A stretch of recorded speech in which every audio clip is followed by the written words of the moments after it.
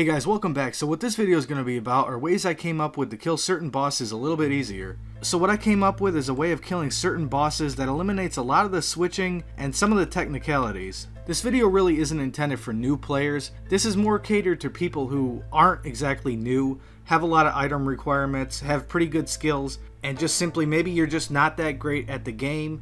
You have ping issues, and maybe you're just looking for a little less click intensity while you're playing the game. So the first boss on the list that I devised my own method of killing is Abyssal Sire.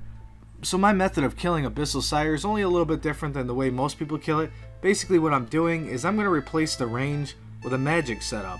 And when I say a magic setup, you're still just bringing your normal gear, and the only switches you need is an occult and a Trident of the Swamp. You really don't need the occult, but it is the best in slot magic item to switch into because it does have 10 magic damage. And as far as the melee gear, you should bring Dragon Warhammer is best in slot. The BGS is the second most effective item you could use.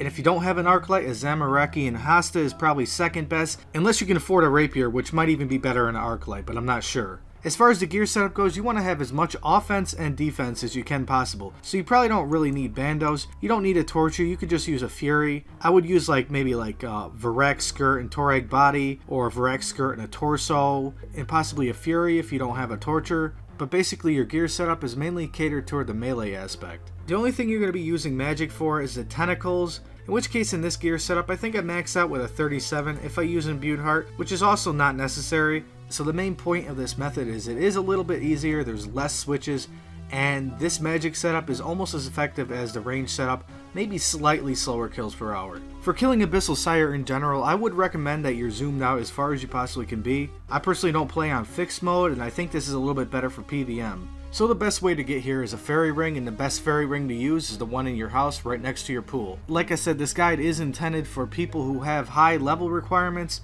good items, and have a lot of things unlocked in the game. So if you're looking to do this on a newer account, you might have to alter a few things.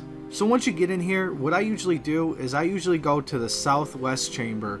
There are 4 others, so usually I just go here, and if it's taken, I'll just hop. But this way, if you always go to the same one, you have a good muscle memory, and you remember where you died if you do die.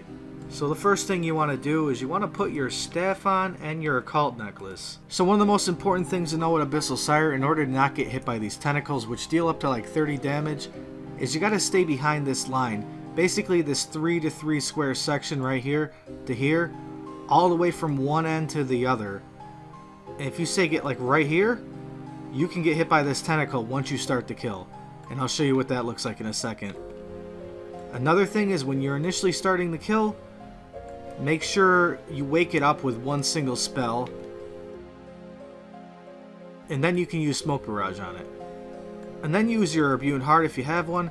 Then you have about 15-20 seconds to lower the health on the respiratory systems. And when you see those eyes start to open, that's when you know that it's about to be ready for another Smoke Barrage. And make sure you're always in motion when you're doing that, because if you're standing still, this thing on the ground will appear and you'll start taking rapid damage, 20 to 30 health at a time. And then once you get the respiratory system down really low, you teleport to your house. Once you get back, you just need to re-Smoke Barrage the boss one more time. Make sure you don't stand in that spot too long, so immediately hit it and then run. And then you finish off the final respiratory system. While you're doing this, pot up. You're only going to be using melee for the actual kill. Oh, we got one more respiratory system left. My bad.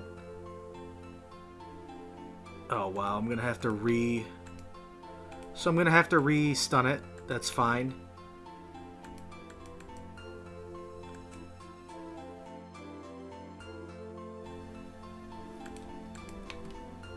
So once you got all the respiratory systems down, that's when the boss comes out of this little cave area. And then you're going to want to put your Dragon Warhammer on, or BGS, depending on what you have. And I hit a 0. It is really helpful to actually hit here. If you don't hit, you're going to have a rough kill usually. Now what I do in order to avoid those poison things, because I don't know how to predict them, all you got to do is stay in motion like this.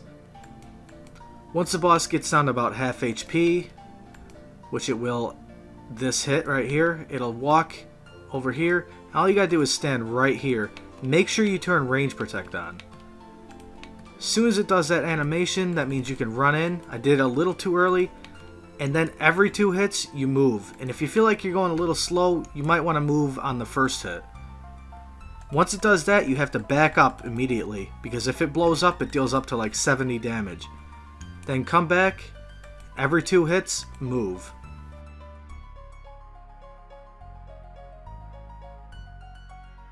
Now that's kind of an annoying drop, because that means I want to bank those.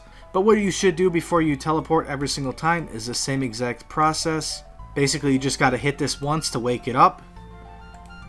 And then you smoke barrage it once to stun the tentacles. And then you repeat the process and just kill all these things.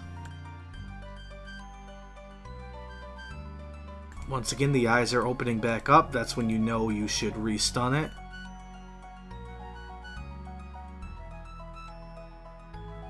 And now what I'm going to show is the entire kill process, including killing the respiratory systems and teleporting back to my house, coming back and repeating the process.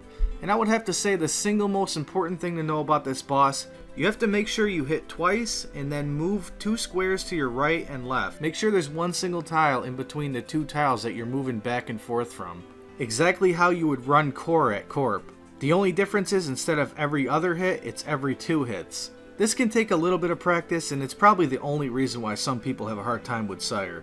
I hope you enjoyed the video. Hopefully it was helpful. I originally intended to make a guide for multiple bosses in this video, but then I realized it would probably be more useful to do one at a time. So look forward to the next Bossing Made Easy guide that I'm going to be making. Most likely it will be on Cerberus. So make sure to subscribe, leave a comment of a boss you want me to make a guide about, and the person who has the best suggestion I will be giving away 1 mil to. And last of all, if you guys made it this far, always remember to check out the CC, Nocturnal Arrest. There's some pretty good people in there on a daily basis. So stop in, say hi to my people.